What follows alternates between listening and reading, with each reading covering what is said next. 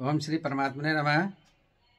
मैं प्रोफेसर हरिहृदय अवस्थी अपने परम पूज्य गुरु जी पंडित भगवत शरण शुक्ल, वेद मूर्ति, तपोनिष्ठ, गीता, पुराण, उपनिषद और वेदों के मर्मज्ञ के साथ में आप सभी का अवस्थित आयुर्वेद एनाटॉमी योग एंड स्पिरिचुअलिटी चैनल पर हार्दिक स्वागत करता हूं।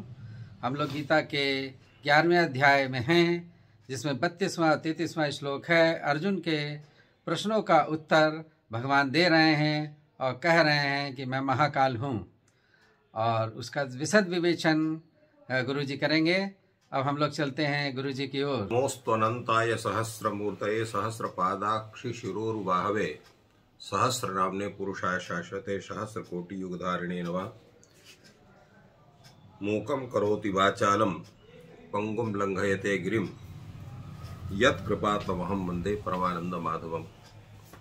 इस चैनल से संबद्ध सभी विद्वद्गण, सभी जिज्ञासु छात्र वृंद, सहृदय सज्जन वृंद एवं इस चैनल के संस्थापक तथा प्रबंधक आचार्य हरिहृदय अवस्थी जी, हम लोग 11वें अध्याय पर चर्चा कर रहे हैं। पूर्व में भगवान के उस अप्रतिम और अत्यंत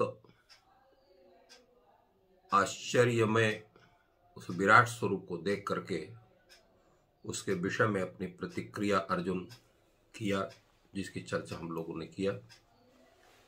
भगवान उनके उस आश्चर्य के स्वरूप का एक सटीक उत्तर देते हैं। अर्जुन ने कहा था कि आपके मुख में पूरी सेनाएं समा जा रही हैं, सब चूर्ण हो रही हैं, तो इसका क्या मतलब होता है। भगवान उसी का पहले विचार अपना उत्पन्न करते हैं, बोलते हैं, कालोस्मि लोक क्षयकृत प्रवृद्धो लोकान समाहर तुमिह प्रवृत्तः ऋते त्वाम न भविष्यन्ति सर्वे ये वस्थिता प्रत्यनीकेषु योधा। कालोस्मि, मैं काल हूं। जैसा पूर्व में कहा गया है, भगवान श्रीमन्नारायण ही संपूर्ण सृष्टि के रचनाकार हैं, उसके पालनकार हैं और उसके संहारता हैं। कई बार प्रश्न यह होता है कि अन्य पुराणों में सृष्टि रचना के रचनाकार के रूप में हम लोग ब्रह्मा का नाम लेते हैं, पालनकर्ता के रूप में हम लोग विष्णु का नाम लेते हैं और संहारता के रूप में शिव का नाम लेते हैं। तो फिर एक ही श्रीमन्नारायण कैसे ये तीनों कार्य को करेगा? इसका उत्तर है कि ब्रह्मा, विष्णु और शिव ये उसी के रूप हैं। रूपो रूप प्रतिरूपो बभूव, वेद कहता है। वह परमात्मा ही अपने द्वारा सृष्टि की प्रक्रिया को सम्यक संचालन हेतु इन तीन रूपों में प्रकट करता है। इसलिए इन तीनों के स्वरूप में कोई भेद हो सकता है कि तत्वतः तीनों एक हैं। इसलिए वो नारायण ही ब्रह्मा के रूप में सृष्टि करता है, विष्णु के रूप में पालन करता है और शिव के रूप में वो संपूर्ण सृष्टि का संहरण भी करता है। यहां पर जो उनकी स्थिति विराट स्वरूप में है, उनका ये शिव रूप भी प्रकट है। कालोस्मि लोक क्षयकृत प्रवृत्ता, लोक क्षयकृत प्रवृत्ता कालोस्मि। लोक, संपूर्ण लोक के क्षय के लिए प्रवृत्त में बढ़ा हुआ वह काल हूं। काल का तात्पर्य ही होता है कलयति गणयति अवस्थाम जनानाम अथवा जीवानाम, यह स काल।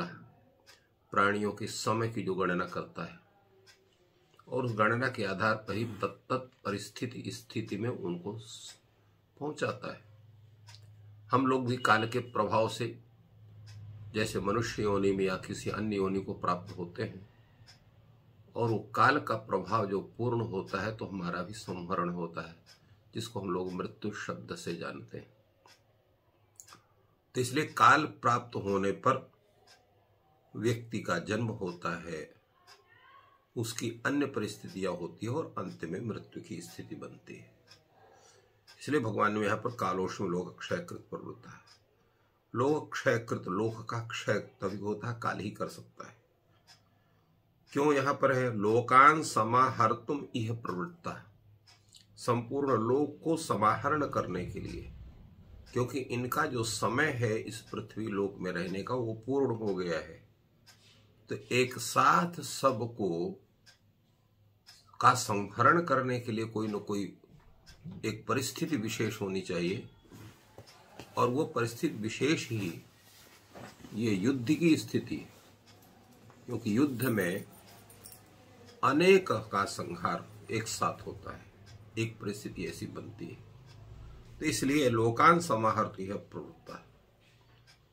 तो प्रश्न होता है क्या सभी का संहार हो जाएगा? भगवान करते नहीं, सबका नहीं होगा। ये प्रत्यनीकेश योधा अवस्थिताः त्वाम ऋते एते सर्वे न भविष्यन्ति। तुम्हारे प्रतिपक्ष में और तुम्हारे इसमें जो भी योद्धा इस युद्ध भूमि उपस्थित हैं, वो तुम्हें छोड़ करके और कोई भी नहीं रहेंगे। अब यहां पर प्रश्न है कि फिर आपको क्यों छोड़ रहे हैं? ऋते त्वाम, और त्वाम शब्द के से केवल अगर अर्जुन का हम ग्रहण करते हैं तो बाकी तो पूरे पांचों भाई बच गए थे। तो त्वाम का तात्पर्य यहां पर होगा त्वाम पांडुपुत्र समूहम भी हम कह सकते हैं कि पांडुपुत्रों का जो समूह है उसको छोड़ करके और कोई भी शेष नहीं रहेंगे। या यहाँ पर त्वम शब्द को उपलक्षणतया अन्य पांडवों का भी हम ग्रहण कर सकते हैं। तो ये सभी योद्धाओं का संहार, इसलिए संपूर्ण जो महाभारत का युद्ध होता है तो इन 5 पांडवों ही केवल अवशिष्ट बनते हैं पांडव सेना में, शेष सभी पुरुषों का संहार होता है। और कौरव सेना में भी वही अवशिष्ट बचते हैं जो है अमर के स्वरूप में या दीर्घजीवी भी है, जिसमें कृपा है, परश और जो है कृपाचार्य और अश्वत्थामा, जिनको चिरंजीवी कहा जाता है, चिरंजीवी माने जाते हैं, और एक कृतवर्मा अवशेष रह गया था। तो इस तरह से ये स्थिति है। इसलिए भगवान कहते हैं ऋते पित्वाम भविष्यन्ति सर्वे, के ये प्रत्यनीकेषु योधा अवस्थिता, जो तुम्हारे प्रतिपक्षियों की सेना में हैं वो कोई भी अवशिष्ट नहीं रहेंगे, सबका विनाश वो निश्चित है, वो होबे करेगा सबका। अभी पूर्व में जो प्रश्न हुआ था कि जितने भी हैं सभी जा रहे हैं, तो प्रत्यनीकेषु का था पक्षी और प्रतिपक्षी दोनों सेनाओं के बीच का जब युद्ध होगा, तो युद्ध में इतने बड़े बड़े महारथी हैं, तो जब एक एक का संहार करेंगे तो कोई संगत नहीं बचेगा, कोई नहीं रहेगा। ये तात्पर्य इसका है। अब प्रश्न होता है कि अर्जुन को क्या करना चाहिए? तो अर्जुन को भगवान कहते हैं कि आपको इस कार्य के संपादन में निमित्त बनना है। निमित्त मात्रम भव सव्यसाचिन। यहां पर अर्जुन को सव्यसाचिन शब्द से संबोधित किया गया। पूरा श्लोक है, तस्मात् तुमुत्तिष्ठ यशो लभस्व जित्वा शत्रुन भुंक्ष्व राज्यम समृद्धम मयैवैते निहताः पूर्वमेव निमित्त मात्रम भव सव्यसाचिन। सव्यसाची का तात्पर्य होता है कि जो बाएं हाथ से भी बाण का संचालन कर सके, दाहिने हाथ से भी कर सकता है और बाएं हाथ से।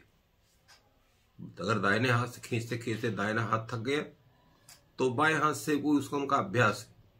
जैसे बहुत से लोग हैं आजकल भी लोग अभ्यास कर लेते हैं, वो दाहिने हाथ से भी उतने ही तेज लिख लेते हैं और बाएं हाथ से भी उतने ही तेज लिख लेते हैं। तो इसी तरह से अर्जुन का जो धनुष का अभ्यास है, अर्जुन के जब वहां पर महाभारत में वर्णन मिलता उसके अभ्यास का, तो वो इतना अभ्यास करता था कि पूरी रात्रि वो बाण चलाने का अभ्यास करता रहता था। इसलिए पूरे जितने भी योद्धा हैं सब में जो है किसी का गुडाकेश यह विशेषण नहीं है, नाम नहीं है, केवल अर्जुन का है। गुडाकाया निद्राया ईशा इत गुडाकेशा। तो वो पूरी रात्रि जाग करके और उस धनुष बाण का अभ्यास करता था। इतना अभ्यास कर रहे थे कि अभ्यास की जो एक सीमा है उसको भी वो लगता है कि पार कर गया था, और इसलिए वो द्रोण का सबसे प्रिय शिष्य था। आज भी स्थिति होती है, जो विद्यार्थी अत्यधिक श्रम करता है अपनी विद्या में, वो अपने आचार्य का प्रिय पात्र हो जाता है, चाहे उसका संबंधी हो या ना हो। और संबंधी भी है, अगर आचार्य का अगर वो परिश्रम नहीं करता है तो वो आचार्य की कृपा का पात्र नहीं बन पाता है। ये हम लोग देखते हैं सामान्य स्थिति में। और अर्जुन एक ऐसा था कि ज्ञान की जो पिपासा उसके अंदर इतनी भरी थी कि निरंतर अभ्यास और निरंतर श्रवण करने से, उसका मनन करने से, अभ्यास करने से भी उसकी पिपासा शांत नहीं होती है। यही एक सुयोग्य विद्यार्थी का लक्षण है। इसलिए उसने धनुष बाण से संबद्ध जितने भी पक्ष होते हैं सबका उसने इतना अभ्यास किया था कि वो सर्वश्रेष्ठ धनुर्धर उस समय पूरे विश्व के लिए मान्य था। इसलिए भगवान ने इसको यहाँ पर सव्यसाचिन शब्द का प्रयोग किया कि आप ऐसे श्रेष्ठ धनुर्धर हैं कि आपके अलावा किसी दूसरे व्यक्ति को हम इस संहार की प्रक्रिया में निमित्त नहीं बना सकते, इसलिए आप इसके निमित्त बनो और आपको ये काम करना पड़ेगा। तस्मात् त्वम उत्तिष्ठ, उठो। और ये जो तुम सोच रहे हो कि तुम नहीं मारोगे इसको, हमने मार दिया, मेरे द्वारा स्वयं ही पहले ही मारे जा चुके हैं। तो क्या करना है, आपको निमित्त बनना है। निमित्त बनने से क्या होगा, यशो लभस्व, यश की प्राप्ति होगी। तुमने महाभारत के संपूर्ण युद्ध का उसको जीता है तुमने, और जीतने के साथ साथ जित्वा शत्रुन भुंक्ष्व राज्यम समृद्धम, ये संपूर्ण शत्रुओं का विनाश करके, और ये दोनों पक्षों का जो राज्य है, वो दुर्योधन के पक्ष का भी राज्य है और युधिष्ठिर पक्ष का राज्य है, उसमें तुम का मतलब है कि तुम्हारा पक्ष के जितने लोग हैं वो उस समृद्ध राज्य का भोग करेंगे।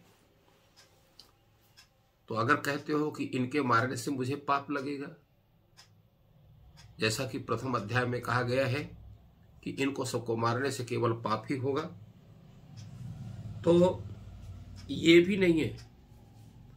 कारण क्या है कि पाप तब होता है कि जब हम स्वयं उनका वध करें, किंतु यहां पर आप वध नहीं कह रहे हैं। मयैव एते नियताः पूर्वमेव, मेरे द्वारा ही इनका सबसे पहले ही हनन हो चुका है। उस हनन की प्रक्रिया को एक उसका जैसे नाटक में अभिनय होता है, और अभिनय के द्वारा जो अभिनेता है वो उस प्रक्रिया को संपादित करता है, तादृश अभिनय आपको करना है। निमित्त मात्र भव्य सव्यसाचिन, आपको केवल बाण चलाना है खड़े होकर के, और वो स्वतः अपने आप में उनकी अंतिम परिणति प्राप्त हो सकती है। तो इस तरह से भगवान ने अर्जुन को ये संपूर्ण जो विश्व रूप का दर्शन कराया, विश्व रूप दर्शन के साथ साथ एक पूरी प्रक्रिया से उनको बताया, और अपनी बात बड़े ही सहज ढंग से कह दी कि निमित्त मात्र होकर के और शत्रु पक्ष का संहार करके इस राज्य को प्राप्त करना है। क्योंकि क्षत्रिय का जो मुख्य कर्म है युद्ध कर्म है, और अगर युद्ध कर्म क्षत्रिय नहीं करता तो अपने कर्म से च्युत होता है। इन संपूर्ण विषय को इतने ही सहज, सुंदर और बड़े ही जो है उत्तम स्वरूप में भगवान ने अर्जुन को अपने इन उपदेशों के द्वारा समझाया। इस प्रकार गुरु जी ने भगवान के वचनों की व्याख्या की, जिसमें मुख्य बात आई कि उन्होंने अर्जुन से कहा है कि तुम निमित्त मात्र बनो, और ये तो स्वयं सब मरे हुए हैं।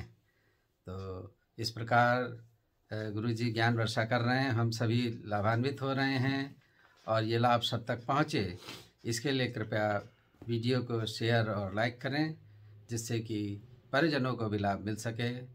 ईश्वर आपकी सहायता करें और आपका दिन शुभ हो। धन्यवाद।